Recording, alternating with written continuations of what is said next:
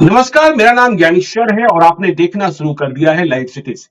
देखिए, मेरे साथ दिल्ली से जुड़ रहे हैं देश के जाने माने सीनियर जर्नलिस्ट अजीत द्विवेदी जी। और हम चर्चा बिहार की ही करना चाहते हैं, क्योंकि आपको पता है कि बिहार में जब से कास्ट सर्वे की रिपोर्ट आई है, तब से फुटबॉल मैच खेला जा रहा है जातियों का। और ये फुटबॉल मैच खेल रहे हैं पार्टियां। देखिए, चर्चाएं तो बहुत हो गई, संबंधों की चर्चा हो गई, पिछड़ों की चर्चा हो गई, अति पिछड़ों की चर्चा हो गई।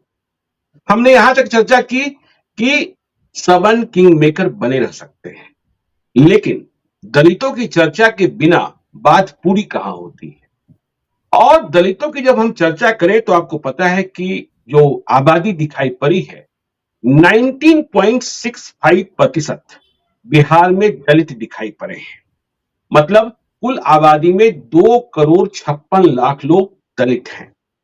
अब दलित में भी जानते हैं, बिहार में दलित और महादलित, इसकी अलग अलग कहानी है। चिराग पासवान नेता हैं, पासवान हो गए। दूसरी जातियों में उनकी धमक कितनी है, यह समय समय पर, या उनका प्रेम, हम यूं भी देखते हैं कि जब बिहार की रिजर्व लोकसभा सीट है 6, उनमें 3 पर, जहां रामविलास पासवान की पार्टी लोजपा, तीनों पासवान, प्रिंस पासवान, चिराग पासवान, पशुपति पारस, बीजेपी से चौथी सीट पर भी छेदी पासवान।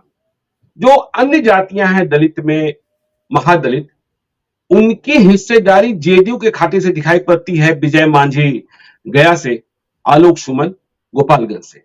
तो देखिए, जब जातियों के लिए फुटबॉल मैच चल रहा है, कौन जीतेगा कौन हारेगा, BJP NDA versus India alliance, तो नीतीश कुमार ने एक और तैयारी शुरू कर रखी है और कहा जा रहा है फैसला 5 नवंबर को हो जाएगा। 5 नवंबर को पटना के वेटनरी कॉलेज ग्राउंड में भीम संसद का आयोजन किया और बड़ी तैयारी है। पूरे बिहार में जेडीयू वाले दलित टोलों में, दलित बस्ती में से आ रहे हैं।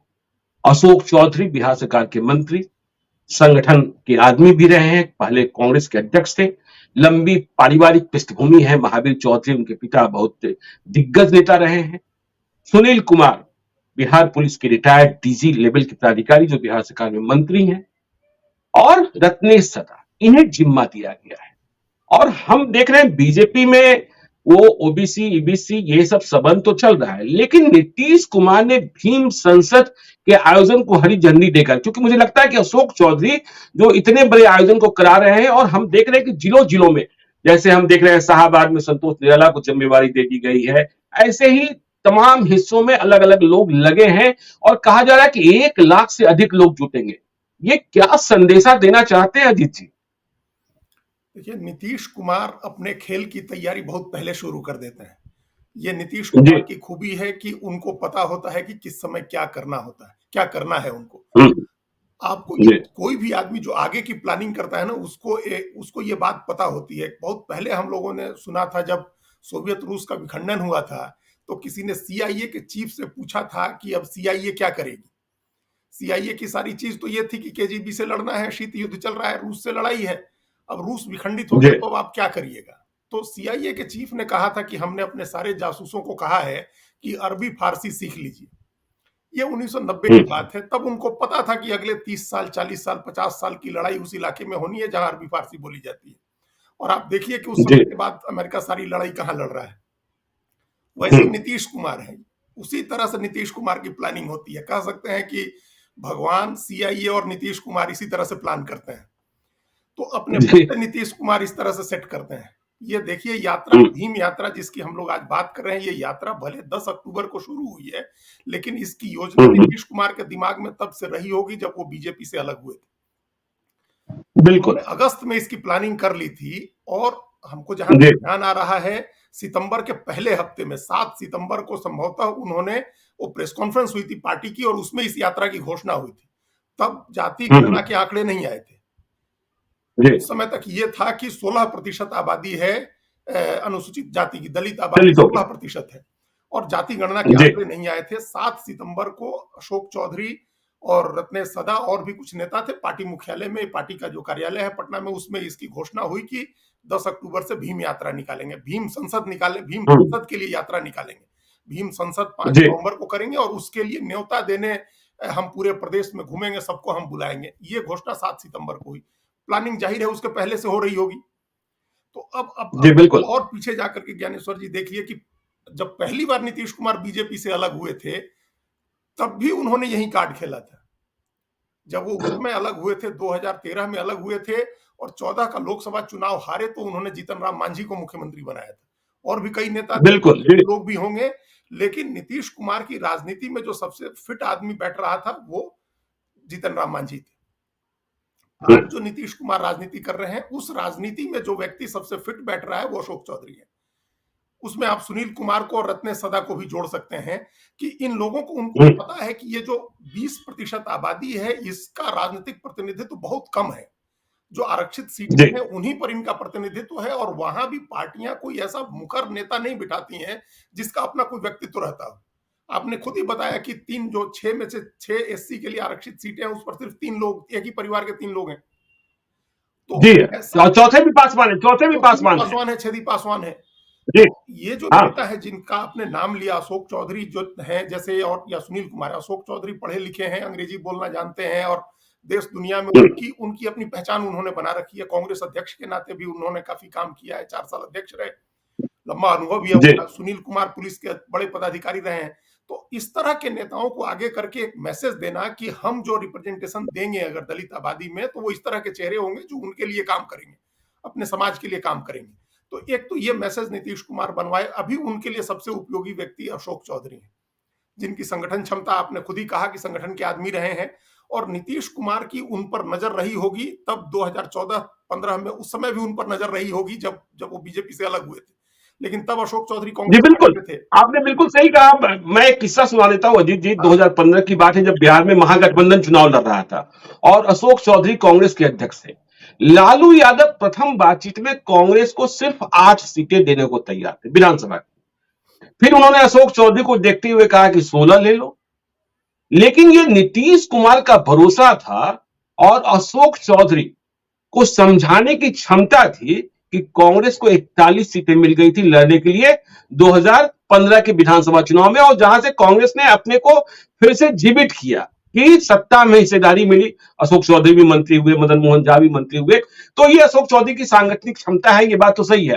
तो हम बात ये कर रहे थे कि जो 19.65% दलित आबादी है, उनमें यदि हम बात करें कि जो ये दुसाध हैं, मतलब रामविलास पासवान वाले, चिराग वाले, ये 5.31% दिखते हैं। तो क्या आपको लगता है कि चिराग को छोड़कर बाकी वोटों की गोलबंदी के लिए नीतीश कुमार तैयारी करें? जीतन राम मांझी की जाति मुश है 3.08%। लेकिन यदि हम जीतन राम मांझी के ट्रैक रिकॉर्ड को देखते हैं, तो वे नीतीश कुमार के साथ रहने पर ही सफल हुए। अभी जब उनकी पार्टी, हम पार्टी, मजबूती से खड़ी हुई, तब ये नीतीश कुमार के साथ थे 2020 के चुनाव में। 2015 में इन्होंने महागठबंधन से, जब नीतीश कुमार, माफ कीजिएगा, इन्होंने एनडीए से, हाँ माफ कीजिएगा, महागठबंधन से 2015 में इन्होंने इमामगंज से और मखदूमपुर से चुनाव लड़ा था, और ये मखदूमपुर भी हार गए थे अपनी परंपरागत सीट। 2019 में जब ये नीतीश कुमार से अलग हुए, फिर ये गया संसदीय क्षेत्र चुनाव हार गए। 2020 में इन्हें फिर सफलता मिली। तो मांझी, जीतन राम मांझी की पकड़ मगध के कुछ क्षेत्रों में दिखाई पड़ती है। तो हम क्या ये समझे कि नीतीश कुमार ने ये जो गैर पासवान वोट हैं, जिसे बिहार में कभी कहा भी गया कि पासवान को अलग कर दे तो बाकी सारे महादलित हैं, उनकी घेराबंदी और गोलबंदी के लिए, उन्हें अपने पक्ष में करने के लिए ये बड़ी तैयारी अशोक चौधरी, रत्नेश सदा, सुनील कुमार के माध्यम से शुरू कर चुके हैं। हाँ, तो वही अभी जो हम लोग बात कर रहे थे, ये सब कड़ियां उसी से जुड़ती हैं। नीतीश कुमार ने इसकी भी शुरुआत तभी कर दी थी जब वो पहली बार मुख्यमंत्री बने थे। वो 2005 के अंत में मुख्यमंत्री बने थे, नवंबर दिसंबर में, और 2007 में उन्होंने दलित और महादलित का कॉन्सेप्ट इंप्लीमेंट कर दिया था।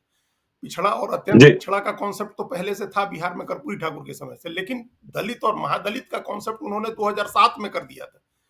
नीतीश कुमार उसी समय देख चुके थे कि 2004 का जो चुनाव, 2005 के पहले चुनाव का जो नतीजा था, और जिसमें रामविलास पासवान की पार्टी को 24 सीटें मिली थी, तो उसके बाद उससे राजनीति किस तरह से उलझी थी। तो उन्होंने उसको ठीक करने का, पॉलिटिक्स को स्ट्रेट लाइन पर लाने के लिए उन्होंने दलित और महादलित का कॉन्सेप्ट 2007 में कर दिया था, और दलित में सिर्फ एक जाति रखी थी उन्होंने, दुसाध। जिस दुसाध के लिए जो अभी भी जो लोग शुद्ध उच्चारण करते हैं वो कहते हैं दुस्साध्य होते हैं, मतलब इनको साधना बड़ा जी मुश्किल जी। होता है, लड़ाकू होते हैं लोग। तो नीतीश कुमार भी साध नहीं सके, तो उन्होंने कहा कि इसको आइसोलेट करो। तो आइसोलेट करने के लिए उन्होंने एक दलित कैटेगरी में उनको डाल दिया, और बाकी जितनी दो दलित जातियां हैं उनको महादलित बना करके उनको एक एक वर्ग कर दिया अलग। तो उस वर्ग को हमेशा वो साधने की कोशिश करते हैं। उस तरह के नेता उनको नहीं मिले, जिसकी वजह से वो अपने ही चेहरे पर वो चुनाव, वो राजनीति करते रहे। और वो राजनीति आपको याद होगा, देखिए आरजेडी में एक बड़े नेता थे श्याम रजक, जो महादलित समाज से आते हैं, और काफी समय तक वो आगे फ्रंट लाइन में रहे और पॉलिटिक्स करते रहे, परिवार के काफी करीब भी रहे। अब ये देखा होगा नीतीश कुमार ने कि अशोक चौधरी ये पॉलिटिक्स कर सकते हैं हमारे लिए, इस चीज को, इस वोट को साध सकते हैं।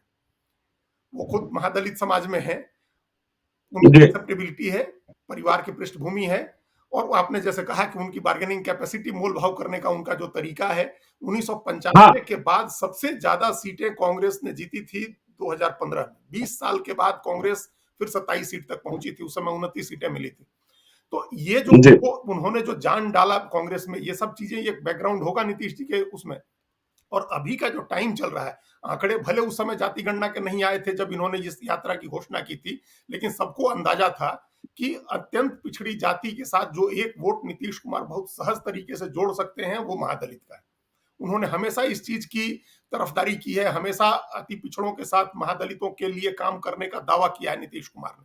और एक दावा ये हमेशा करते रहे। अशोक चौधरी का मैं एक इंटरव्यू देख रहा था, उन्होंने किसी अखबार में कहा भी था कि 40 करोड़ का बजट था, जो पहले नीतीश कुमार की उपलब्धि उन्होंने बताई कि कैसे नीतीश कुमार ने जो जी सामाजिक विकास का मंत्रालय था, उसमें से एससी एसटी का डिपार्टमेंट अलग करके एक विभाग बनाया, एससी एसटी के लिए अलग स्वतंत्र विभाग बनाया, और जिसका बजट 40 करोड़ था, आज उसका बजट 2200 करोड़ से ज्यादा का है।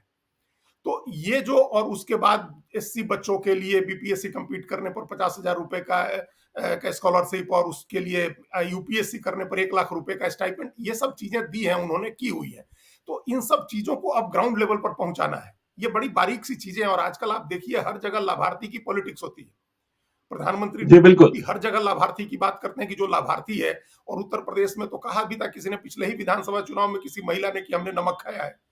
तो नमक खाया है किसी ने, तो ये बताना भी होता है कि वो नमक हमने खिलाया है, हमारे हमारे से नमक हलाली जी करनी है, या हमने आपके लिए किया, हम आपके हितैषी हैं, हमने आपको लाभ पहुंचाया है। तो उस लाभ की बात भी ग्राउंड लेवल तक पहुंचाना नीतीश कुमार को लगा होगा कि ये जरूरी है कि हमने जो काम किया है पिछले 20 साल में, 18 साल में अपने मुख्यमंत्री रहते, वो हम गांव गांव तक पहुंचाएं, आम दलित तक ये पहुंचाएं कि हमने तुम्हारे लिए क्या किया। चूंकि अब दूसरा कोई सरकार में रहा भी नहीं है, तो दूसरा कोई क्या कर सकता है, जो करना था सो नीतीश कुमार को करना था, तो उन्होंने किया है। और ये उपलब्धि, ये भीम संसद की जो यात्रा घूम रही है, जो रथ घूम रहे हैं बिहार में, इसके जरिए बताया जा रहा है। और उस पर आगे के उसमें हम लोग बात करेंगे, क्योंकि उसमें 3 नारे आपने देखे होंगे कि पोस्टर पर लिखे हुए थे कि संविधान बचाओ, जी संविधान बिल्कुल। बचाओ, और देश बचाओ, आरक्षण बचाओ। ये 3 चीजें हैं उसमें, ये तीनों भी मैसेज होंगे, उस पर आगे हम लोग बात करते हैं। लेकिन नहीं, आरक्षण और संविधान पर आते हैं अजीत जी, हाँ। लेकिन जब 5 नवंबर को पटना में जब लाख लोग जुटेंगे जैसा दावा किया जा रहा है, तो आपको क्या लगता है वहां चिराग पासवान को घेरने की कोशिश होगी रणनीतिक तरीके से, कि जब इन्हें 2019 में लड़ने के लिए 6 सीटें मिली, तो 3 इन्होंने पासवान अपने परिवार से ही खड़े कर दिए, तब तो रामविलास पासवान, और बाकी जो 3 इन्होंने खड़े किए वो भी सवर्ण जातियों के, चंदन सिंह नवादा से, बीना देवी वैशाली से, महबूब अली कैसर खगड़िया से, वो भी अपर क्लास मुस्लिम है।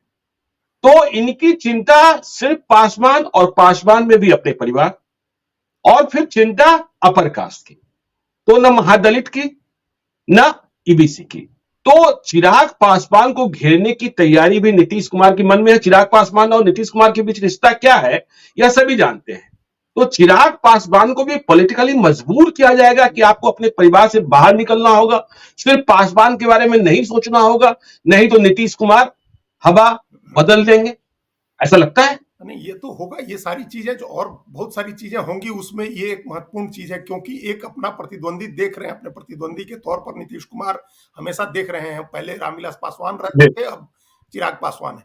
और चिराग पासवान से हम्म, पर्सनल एनिमिटी भी इस तरह की है कि उन्हीं की वजह से पिछले विधानसभा चुनाव में नीतीश कुमार तीसरे नंबर की पार्टी बने, नहीं तो नीतीश जी कुमार तीसरे नंबर की पार्टी नहीं थे। तो ये एक उनका है, इसमें वो कहेंगे जरूर, लेकिन सबको पता है कि उससे बाहर नहीं निकल सकते हैं चिराग पासवान। अब ये हो कि अपने चाचा से उनका झगड़ा ही हो जाए तो चाचा अलग लड़े तो इनके अपने हिस्से की सीटों में ये किसी और को दे दें। लेकिन आप देखिए जरा जी गौर से, रामविलास पासवान के जमाने से आप देखिए कि कभी भी वो उस पासवान 5% वोट से आगे निकल के उनको कुछ करने की जरूरत नहीं महसूस होती है कभी भी। कभी भी उन्होंने दावा नहीं किया कि वो पूरे बिहार के सभी दलितों के नेता हैं।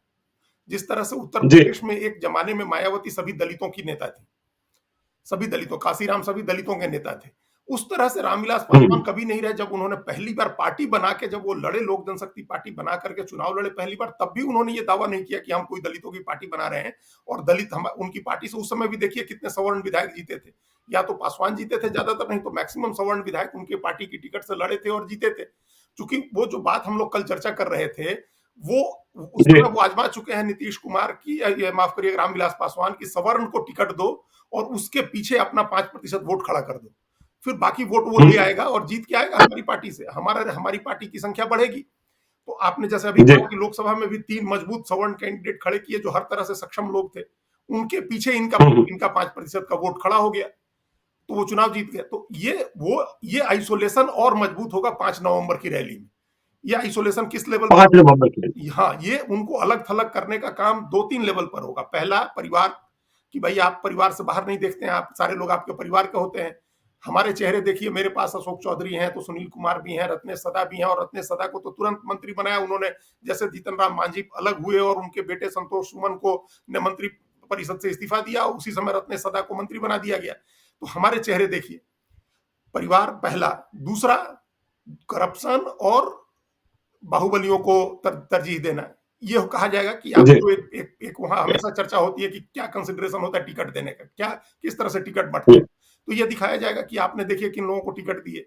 और तीसरा होगा वोट का दलित महादलित वाला, कि जी आप दलित हैं और हम महादलित, सारे हमारे देखिए ये महादलित जुटे हैं, और हमारे तमाम नेता जो महादलित कोटे से आते हैं, उन लोगों ने इसके लिए मेहनत करके ये भीड़ जुटाई है। तो ये 3 ग्राउंड हमको दिख रहे हैं कि होगा। उस समय फिर महादलित को लेकर के कोई बड़ी घोषणा अगर करें नीतीश कुमार, तो आप हैरानी नहीं होनी चाहिए, कुछ भी बड़ी घोषणा कर सकते हैं। उनका रिप्रेजेंटेशन कुछ भी बढ़ाने बड़ी का हो घोषणा कर सकता सकते है, हाँ, कुछ भी बड़ी घोषणा कर सकते हैं, हैं। और जी बड़ी पॉलिटिकल घोषणा भी वहां हो सकती है। चूंकि आप जानते हैं कि राजनीतिक प्रतीकों का खेल होता है, प्रतीकात्मक चीजें होती हैं इसमें। और तारीख भी बहुत महत्वपूर्ण है जी। 5 नवंबर को ये रैली होने जा रही है और 6 नवंबर से विधानमंडल का सत्र बुलाया गया है जिसमें आरक्षण बढ़ाए जाने की बात हो रही है। तो क्या आपको लग रहा है कि जो बिल्कुल भीम संसद है वो 5% बनाम 14% अन्य दलितों में उसका खेल है? देखिए हमने 2019 में देखा कि जीतन राम मांझी गया में चुनाव हार गए। वे महागठबंधन के उम्मीदवार थे, नीतीश कुमार साथ नहीं थे, नीतीश कुमार एनडीए के साथ थे। तो ये, और नीतीश कुमार के पास कहने के लिए है भी कि देखिए हमारे उम्मीदवार ने जीतन राम मांझी को हरा दिया था, विजय मांझी ने। दूसरा, उन्होंने गोपालगंज में जिसे टिकट दिया आलोक सुमन जो सांसद है वे भी जाति से चमार है। तो महादलित का कद्र हम करते रहे हैं।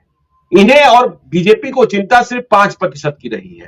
तो ये संदेशा जब जाएगा तो ये क्या 5% बनाम 14%, 15% की लड़ाई बिहार में, और इसका आधार नीतीश कुमार रख रहे हैं क्या अशोक चौधरी रखने सदा और सुनील कुमार के साथ मिलकर? हाँ, बिल्कुल ही बिल्कुल, जो पॉलिटिक्स ओबीसी में हुई थी पहले, कि ओबीसी जी और ईबीसी, उस तरह से दलित महादलित का और खुल करके ये चीजें आएंगी। और जो हमने कहा ना बड़ी घोषणा का, ये देखिए अभी हो सकता है कि आरक्षण के भीतर आरक्षण की बात हो, कि जी आरक्षण आरक्षण के के भीतर भीतर आरक्षण। आरक्षण की बात हो, जैसे ओबीसी में है, कर्पूरी ठाकुर के टाइम से चला आ रहा है कि जो मजबूत जी जातियां हैं जिनका अपलिफ्टमेंट हो गया है, उनको आबादी के हिसाब से थोड़ा कम आरक्षण है, और जो अत्यंत पिछड़ी जातियां जिनकी आबादी ज्यादा है उनको ज्यादा आरक्षण है। 18% और 12% का आरक्षण तो है ही अभी पिछड़ा में, बिहार में लागू है। तो उस तरह से ये जो जी आरक्षण है 19.65% आबादी को, यानी लगभग 20% आबादी को 16% आरक्षण है। तो उस जी 16% आरक्षण को आप 2 हिस्सों में कर सकते हैं। आप महादलित के लिए ज्यादा आरक्षण की व्यवस्था कर सकते हैं, और फिर वो उससे एक बड़ा मैसेज क्रिएट होगा, और एक उस क्लास के भीतर हालांकि एक नया क्लास क्रिएट होगा, लेकिन उसकी जरूरत भी है। आप देखिए ये जी हमेशा हर जगह होता है, जो मजबूत दलित जातियां हैं वो आरक्षण का मैक्सिमम लाभ उनको मिलता होगा। तो जिनको आरक्षण का सबसे कम लाभ मिला, और जैसे ये सोशियो इकोनॉमिक सर्वे के आंकड़े आएंगे उसमें तो पता चल जाएगा कि चमार को कितना मिला है, पासी को कितना है, मांझी को कितना है, मुसहर को कितना है, पासवान को कितना है, तो उस हिसाब से आरक्षण बढ़ाने की घोषणा की जा सकती है और ये एक बड़ा दाव होगा। कोई बड़ा चेहरा महादलित का ले आया जा सकता है सरकार में, उसको प्रमोट किया जा सकता है, आगे बढ़ाया जा सकता है कि भाई ये चेहरा है। तो वो चेहरा अशोक चौधरी का भी हो सकता है, किसी का भी, जो जो ऐसा चेहरा दिखा सकते हैं जिससे एक मैसेज जाए उस जातीय समूह में, जो बड़ा जातीय समूह है। 20%, आप सोचिए 20% और 36% अगर ईबीसी और महादलित को आप साध लेते हैं, दलित को, तो उसके बाद क्या करना है आपको? दूसरे किसी वोट की जरूरत नहीं रह जाती है, फिर तो बाकी जो वोट आएगा वो बोनस है। और ये हमेशा से नीतीश कुमार की पॉलिटिक्स रही है। ये दोनों जो सबसे कमजोर जातियां हैं, अत्यंत पिछड़ा और महादलित, इनकी आबादी आप देखिए कितनी हो गई, 36% और महादलित 15%, तो ये 51% है।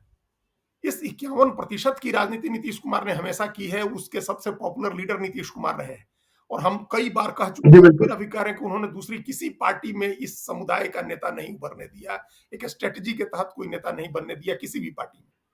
आज होता तो वो क्लेम करता अपना। एक नीतीश कुमार ने बनाया जीतन राम मांझी को मुख्यमंत्री, और मुख्यमंत्री बनते ही वो नेता हो गए। एक 3% वोट में मगध के इलाके में ही सही, लेकिन वो एक नेता हो गए। अब आगे एक चुनाव, 2 चुनाव के बाद और नेता बनेंगे, लेकिन अभी कोई ऐसा नेता नहीं है। अभी नीतीश कुमार का मैसेज पहुंच सकता है ग्राउंड पर और उसका लाभ उनको मिल सकता है। दूसरा हम ये देख रहे हैं अजीत जी, ये भीम संसद के लिए भीम रथ बिहार के विभिन्न जिलों में जा रहा है, दलित बस्तियों में जा रहा है। जैसा आपने कहा भी कि नारे गढ़े गए हैं, आरक्षण बचाओ, और फिर मोदी पर इल्जाम लगाए जा रहे हैं कि सब कुछ खत्म हो रहा है। ये आरक्षण बचाओ, आरक्षण तो है ही, तो फिर ये कौन सी बात हो रही है? नौकरियों की बात हो रही है, आरक्षण की बात हो रही है, आउटसोर्सिंग की बात हो रही है, क्या समझाना चाह रहे हैं? अग्निवीर की बात हो रही है। मतलब दलितों के दिमाग में ये भरा जा रहा है कि जो मोदी सरकार है वो तुम्हारे साथ नहीं है। ये क्या रणनीति है? ये एक बहुत दिलचस्प बात है। ये फिनोमिनन पूरे देश का है, ये राष्ट्रीय स्तर पर ऐसा हो रहा है, लेकिन बिहार में बहुत बहुत खुल के ये हो रहा है। इसलिए हो रहा है क्योंकि 2015 के चुनाव में भी जब आरजेडी, जेडीयू, कांग्रेस साथ लड़े थे तो आरक्षण बचाओ का नारा था, क्योंकि उससे ठीक पहले संघ प्रमुख मोहन भागवत ने एक बयान दे दिया था कि आरक्षण की समीक्षा होनी चाहिए। अब उसके बाद से वो ये बात नहीं कहते हैं, वो हमेशा कहते रहे, हमेशा आरक्षण के लिए कि जब तक अपलिफ्टमेंट नहीं हो जाता है तब तक आरक्षण रहेगा। ये बात अभी उन्होंने कही है मोहन भागवत ने, लेकिन उस समय एक बात वो कह चुके हैं और उस पर चुनाव हो चुका है, एक बार रेफरेंडम टाइप से हो चुका है बिहार में। और अभी भी ये बड़ा दिलचस्प टिप्पणी हमने देखी कि जैसे ही इस भीम जो संसद यात्रा को लेकर के बीजेपी ने अटैक किया, और बीजेपी ने इसके लिए भी गुरु पासवान को आगे किया कि वो उन्होंने इस पर बयान दिया और उन्होंने इसकी आलोचना की, जो प्रवक्ता है पार्टी के। तो उस पर उनका रिबटल जो हुआ जेडीयू की तरफ से, उसने जेडीयू ने ये कहा कि अरे छोड़िए, उनका क्या कहना, ये लोग तो आरक्षण की समीक्षा की बात कर रहे थे। तो ये बड़े चलताऊ अंदाज में ये बात कही गई, लेकिन ये बात बहुत गहरी है कि ये लोग आरक्षण की समीक्षा की बात करते हैं। इसका मतलब इनके मन में कहीं ना कहीं है कि हम आरक्षण को खत्म कर दिया जाए, या आरक्षण को कम किया जाए, या आरक्षण का लाभ ही घटा दो ताकि लोगों को देना न पड़े। तो ये मैसेज भी, चूंकि उस रथ पर लिखा हुआ है कि आरक्षण बचाओ, संविधान बचाओ, संविधान बचाओ, ये अपने आप में एक बड़ा नारा है। इसमें संविधान नामक उस किताब का कोई मतलब नहीं है ज्ञानेश्वर जी। संविधान बचाओ मतलब बाबा साहब भीमराव अंबेडकर की विरासत बचाओ। तो जैसे ही आप संविधान बचाओ कहते हैं, डॉक्टर भीमराव अंबेडकर खड़े हो गए, और ये कि बीजेपी जो है वो डॉक्टर भीमराव अंबेडकर का विरोध करने वाली पार्टी है, उनसे हमको संविधान बचाना है, मतलब बाबा साहब को बचाना है। आरक्षण बचाओ मतलब ये लोग आरक्षण की समीक्षा करने वाली पार्टी हैं, ये लोग आरक्षण की समीक्षा की बात करते हैं, ये लोग खत्म भी कर सकते हैं। तो हमको रखो ताकि हम आरक्षण तुम्हारे लिए हम लागू करें, बढ़ा भी सकते हैं हम, तो आरक्षण बचाओ। और तीसरा, देश बचाओ। तो ये लोग जो देश, क्या चुनाव लड़ने का एकमात्र जो सबसे बड़ा मुद्दा है बीजेपी का, वो देश है, कि हम लोग देशभक्त हैं, राष्ट्रवादी हैं, तो उसको अटैक कर रहा है। ये नारे ऐसे नहीं है कि एकदम रैंडम किसी के मुंह में आए और किसी ने लिख दिया, गढ़ दिया। इसका मतलब है, जो मतलब समझाया जा रहा होगा, जहां जरूरत है वहां समझा रहे होंगे। तो ये आप देखिए कि उत्तर प्रदेश में भी कांग्रेस पार्टी अंबेडकर को लेकर के दलित संवाद की यात्रा निकाल रही है। बिहार में पूरी चर्चा भी करा रहे हैं नीतीश कुमार। तो आप देखिए कि जितने लोग आरक्षण से जुड़े रहे, जिन लोगों की वजह से आरक्षण की सुविधा है, आरक्षण की व्यवस्था है, संविधान में डॉक्टर अंबेडकर की वजह से है, बिहार में अत्यंत पिछड़ों का आरक्षण कर्पूरी ठाकुर की वजह से है। तो उन तमाम लोगों को याद करना, उन तमाम लोगों की बातें जनता के बीच में ले जाना, और उस लिगेसी को, उनकी जो विरासत है उस पर अपना दावा करना, उसको क्लेम करना कि हम उस विरासत की पार्टी हैं, जो अंबेडकर की विरासत है, और जो कर्पूरी ठाकुर की विरासत है, वो हम हैं, उसको हम रिप्रेजेंट करते हैं। हमको बड़ी हैरानी इस नहीं हो रही है अजीत जी। महेश्वर जी, जी। 1 मिनट में ये जी। खत्म करते हैं हम, कि जी। बड़ी हैरानी इस बात को लेके हो रही है कि बाबू जगजीवन राम का नाम क्यों नहीं लिया जा रहा है? वो भी बड़े नेता थे, उनकी भी एक बड़ी लीगेसी है, और वो जिस कास्ट को बिल्कुल। रिप्रेजेंट करते थे, चमार जाति को, वो 5% है। जितने पासवान हैं, उतने ही चमार हैं, जो हाँ। जाति गणना की जी जो बिल्कुल। आंकड़ा उसमें 5% है वो, और उसकी बड़ी नेता हैं मीरा कुमार हैं, अभी सक्रिय हैं, और मीरा कुमार को कांग्रेस ने बड़ा पद दे रखा था, वो स्पीकर रही लोकसभा की। बाबू जगजीवन राम रक्षा मंत्री थे, और मैं अभी एक किताब पढ़ रहा था नीरजा चौधरी की, हाउ प्राइम मिनिस्टर्स डिसाइड्स, उसमें 10 जगह कम से कम उन्होंने लिखा है अलग अलग सोर्सेज के हवाले से कि इंदिरा गांधी जिस एक नेता से डरती थी वो बाबू जगजीवन राम थे, और उन्होंने सारी ताकत लगा दी कि बाबू जगजीवन राम किसी तरह से प्रधानमंत्री न बने। ये बात 1977 में भी उन्होंने सारी ताकत लगाई कि जगजीवन राम न बने, और जब चरण जी बने तब भी उन्होंने जोर लगाया कि जगजीवन राम न बने, क्योंकि हम्म। उनका था कि हम नहीं उनसे सत्ता ले सकते अगर वो बन गए एक बार। तो इतने बड़े नेता रहे हैं, उनकी लीगेसी, कांग्रेस पार्टी अभी उनके साथ है, उस लीगेसी को भी क्लेम करना चाहिए है। अंबेडकर और कर्पूरी ठाकुर के साथ साथ अगर बाबू जगजीवन राम की लीगेसी भी ये लोग क्लेम करें तो वो बड़ा फायदा ही करेगा, कोई नुकसान नहीं होगा उससे। चलिए, नुकसान नहीं होगा, लेकिन देखिए मैं ग्राउंड जीरो से रिपोर्ट ले रहा था, जहां जहां भीम रथ पहुंचा है, वहां जो दलितों को समझाया जा रहा है कि देखो तुम्हारे पास है क्या, तुम्हारे पास जमीन है नहीं, भूमि पर किन लोगों का कब्जा है, जमीन किन के पास है, यह पता ही है। तुम्हारी जिंदगी तब सुधर सकती है जब नौकरी मिले। नौकरियां खत्म की जा रही हैं, आउटसोर्सिंग की व्यवस्था हो रही है। सेना में जहां तुम्हें गुंजाइश रहती थी, लड़ाके हो, वहां भी अब अग्निवीर ला दिया गया। सीआईएसएफ में निजी एनसीओ को बहाल किया जा रहा है। तो जब आउटसोर्सिंग हो रही है तो फिर आरक्षण तो और तुम्हारे अवसर समाप्त होते जा रहे हैं। तो ये बातें बिल्कुल सटीक तरीके से दलितों के दिमाग में बैठाया जा रहा है बिहार में। हाँ, तो यही तो असली रथ यात्रा का मकसद ये है। 5 तारीख को तो जो जी। अनाउंसमेंट होंगे वो ये है कि अभी उनका दिमाग बना देना है, उनको ये बताना है कि तुम्हारा शुभचिंतक जो है वो नीतीश कुमार है, तुम्हारे शुभचिंतक, तो नहीं तो तुम्हारे सामने अस्तित्व का संकट है। तुम्हारे जी। जो अधिकारी, उच्च अधिकारी जा नहीं रहे हैं, और ये ऐसा संयोग हो रहा है कि ये उस समय बात हो रही है जब पूरे देश में इस तरह का माहौल बन रहा है। राहुल गांधी भी बना रहे हैं, उसका भी कुछ फायदा यहाँ मिल रहा होगा, क्योंकि उन्होंने, राहुल गांधी ने तो प्रेस कॉन्फ्रेंस में पूछा था कि भाई यहाँ कितने ओबीसी हैं और कितने दलित हैं, तो एक भी हाथ नहीं उठा। जी। तो ये एक पूरे देश में जो चीजें हो रही हैं उसको ग्राउंड लेवल पर अगर नीतीश कुमार के लोग समझा देते हैं, और तमाम वो लोग जो खुद ही उस समुदाय से आते हैं, उस समाज से आते हैं, और अपने परिश्रम के दम पर, अपनी मेधा के दम पर पुलिस अधिकारी बने या बिहार सरकार में मंत्री बने, तो वो लोग समझाएंगे तो ये बात ग्राउंड लेवल पर लोगों के दिमाग में, लोगों के एक एक व्यक्ति के दिमाग में ये बात बैठेगी कि हाँ, हमारे हितों की रक्षा नीतीश कुमार के यहाँ हो सकती है।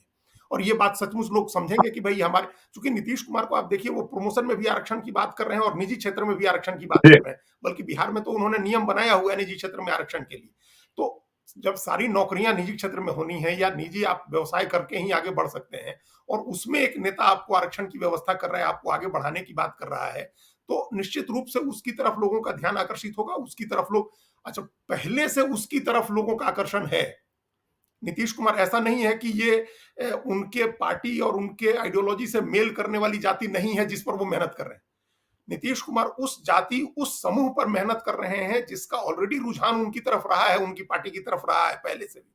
तो ये उसी पर कर रहे हैं। ये उनके लिए बहुत आसान है उनको समझा देना कि भाई हमारे साथ रहने से आपको क्या फायदा हुआ है। ये देखिए, हमेशा जो, जितनी पहले भी हमने कहा कि जितनी जो कमजोर जातियां हैं ना, जितनी कमजोर जातियां हैं, वो नीतीश कुमार में अपनी सुरक्षा देखती रही है पहले से।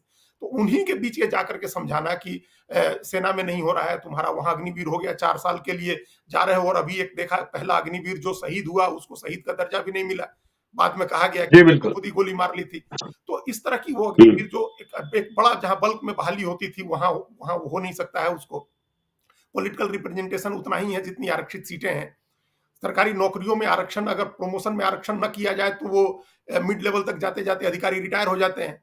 तो ये सारी चीजें अगर नीतीश कुमार के लोग जाकर के ग्राउंड पर समझा रहे हैं दलित समुदाय के लोगों को, तो इसका असर होगा, उनका मन तो बनेगा। उनको, उनके मन में एक चीज होगी कि हम 5 नवंबर को चलते हैं वहां गांधी मैदान, देखते हैं चल के कि वहां क्या होता है और किस तरह के लोग जुटते हैं। एक आउट ऑफ क्यूरियोसिटी भी जो होती है, जो जिज्ञासा होती है, उसके तहत भी लोग आएंगे उसमें देखने, क्योंकि लोगों को एक कहीं ना कहीं ये भी बताया जाएगा कि वहां आपके लिए कुछ बड़ी घोषणा हो सकती है। या अपनी एकजुटता दल के ठीक है, दिखाएंगे तो आपको अपनी एकजुटता दिखाएंगे ठीक तो है। आपको कुछ गेन होगा। बिल्कुल, बिल्कुल दिखाएँगे। गांधी मैदान में नहीं, वेटरनरी कॉलेज में आयोजन किया गया है। हम दूसरी बात देखिए जी, 5 नवंबर की तारीख मुझे लगता है और भी अधिक इसलिए महत्वपूर्ण हो जाएगी, क्योंकि 2 नवंबर को जो बीपीएससी से शिक्षक बहाली हुई है, करीब 1.5 लाख, और मुझे लगता है कि भारतीय राजनीति में एक इतिहास बनेगा कि 1.5 लाख लोगों को एक साथ नियुक्ति पत्र दिया जाएगा। हाँ? और पटना के ऐतिहासिक गांधी मैदान में नीतीश कुमार उस दिन अपने नाम, कभी उन्हें विकास का परिचय विकास बाबू कहा जाता था, विकास पुरुष कहा जाता था, शायद उस दिन नौकरी बाबू भी कहलाने लगे। और फिर 5 नवंबर, तो ये बातें होंगी कि एक तरफ नौकरी छीनी जा रही है और दूसरी तरफ नौकरी दी जा रही है। हाँ, तो ये बात तो होगी, ये तो निश्चित रूप से उसका असर होगा। उस असर में 2 नवंबर को जो उतने नियुक्ति पत्र बटेंगे, उतनी नौकरियां दी जाएंगी, उसकी पृष्ठभूमि में ये 5 नवंबर को उनकी रैली होगी, सभा होगी, और उसके बाद 6 तारीख से विधानसभा का सत्र है। तो एक तरह से पूरा राजनीतिक माहौल, पूरा राजनीतिक परिदृश्य जो है बिहार का, उसको बदलने, नया रूप देने, एक नया स्वरूप, नया रंग रोगन देने की कोशिश कर रहे हैं नीतीश कुमार। और उसमें उन्होंने अपने तमाम जो सबसे महत्वपूर्ण संगठन के रूप में भी और प्रशासनिक रूप से भी जो सक्षम लोग हैं उनको उन्होंने लगा रखा है, अशोक चौधरी को, सुनील कुमार को और रत्नेश सदा को। अब ये भीड़ किस तरह की जुटती है, असली नजर अभी तो हम, अभी से भी थोड़ा टाइम है, हम लोग नजर रखेंगे उस पर, आपकी भी नजर होगी, आपके लोग हैं। लेकिन 5 नवंबर को क्या तैयारी हो रही है, कितनी भीड़ आती है, इसका एक बड़ा मैसेज बीजेपी को भी जाएगा। क्योंकि बीजेपी के लिए अब उन्होंने सोचने को मजबूर कर दिया होगा कि बीजेपी तो एक लाइन में एक तरफ बढ़ती है, अभी ओबीसी की पॉलिटिक्स कर रही थी, पहले फॉरवर्ड की पॉलिटिक्स कर रही थी, कहा जाता था कि बीजेपी सवर्णों और ब्राह्मणों बनियों की पार्टी है, उससे निकले, आपने ओबीसी की पॉलिटिक्स शुरू की, तब तक सिलेबस बदल देते हैं नीतीश कुमार, नया चैप्टर इंट्रोड्यूस कर देते हैं उसमें, उन्होंने अब कर दिया दलित महादलित का चैप्टर उन्होंने इंट्रोड्यूस कर दिया उसमें। अब बीजेपी को इस पर सोचना होगा, उसने काम ही नहीं किया है महादलित और उस वोट के ऊपर 14%, 15% वोट के ऊपर। तो उस बीजेपी कैसे रिएक्ट करती है, इसके जवाब में बीजेपी क्या जमावड़ा करने की कोशिश करती है, क्योंकि इसके बाद इस 5 नवंबर की रैली के बाद ईबीसी का भी इसी तरह का अभियान नीतीश कुमार चलाने वाले हैं, इसी तरह से रथ घूमेगा और एक्सट्रीमली बैकवर्ड कास्ट के लिए, अत्यंत पिछड़ों के लिए करेंगे। तो वो 5 नवंबर का दिन बड़ा इंपॉर्टेंट है, उस पर बिहार की राजनीति बदलने वाला दिन होगा। उस दिन जिस तरह की भीड़ जुटती है वेटनरी कॉलेज के ग्राउंड में, जैसे लोग जुटते हैं, जो नीतीश कुमार घोषणा करते हैं, और लोग जो मैसेज लेकर के वहां से जाते हैं, क्योंकि अभी तो रथ पहुंचेगा वो समझा रहा है, वहां से मैसेज लेकर के अगर 1 लाख लोग जाते हैं अपने अपने गांव में और जाकर के वहां और ज्यादा लोगों को समझाते हैं, बताते हैं कि क्या करना है, तो उससे राजनीति बदलेगी जमीन पर। चलिए, तो 5 नवंबर का दिन महत्वपूर्ण होगा चिराग पासवान के लिए भी, बीजेपी के लिए भी, और जीतन राम मांझी के लिए भी। उन्हें समझना होगा कि नीतीश कुमार ने जो नई चाल चली, आपने कहा सिलेबस ही बदल दिया, हाँ? तो इस सिलेबस के हिसाब से अब उनका जवाब क्या होगा, क्योंकि लड़ना तो बिहार की सरजमी पर है, 2024 में भी और 2025 में भी, और बिहार की लड़ाई बहुत बड़ी लड़ाई होती है। तो हमारी नजर रहेगी 5 नवंबर की तैयारियों को लेकर, 5 नवंबर को क्या होता है इसे भी देखेंगे। आप मेरे साथ जुड़े, बहुत बहुत धन्यवाद। हम अपने दर्शकों से चाहते हैं चलते चलते, यदि अब तक आपने हमारे यूट्यूब चैनल लाइव सिटी को सब्सक्राइब नहीं किया है तो जरूर कर लीजिएगा, और यदि इस वीडियो को फेसबुक पेज के माध्यम से देखें तो पेज को लाइक कीजिएगा, ट्विटर पर भी हमें फॉलो कीजिएगा। धन्यवाद।